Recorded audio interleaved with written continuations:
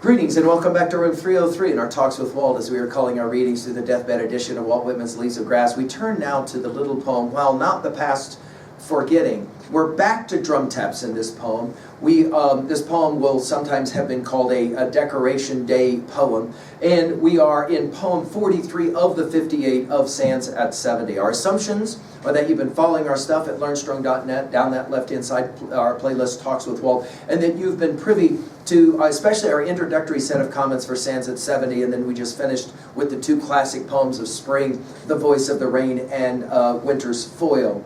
Now, our Nortons will give us some background information here that can be of some purpose. There was, when this poem was published, at the end, it said published May 30th, 1888.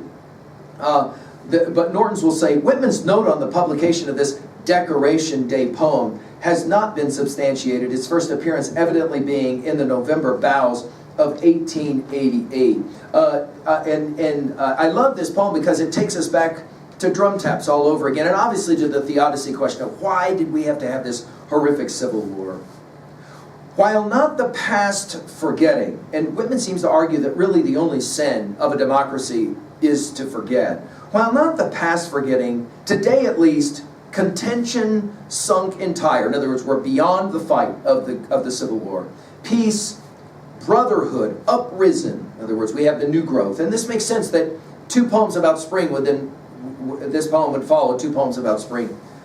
For sign, reciprocal, our northern southern hands lay on the graves of all dead soldiers, north or south, nor for the past alone, in parenthetics, nor for the past alone, for meanings to the future. So notice we go from sign to meanings. Wreaths of roses and branches of palm. Of course, here, leaves of grass. It makes sense, right? And leaves and wreaths, obviously even rhyming.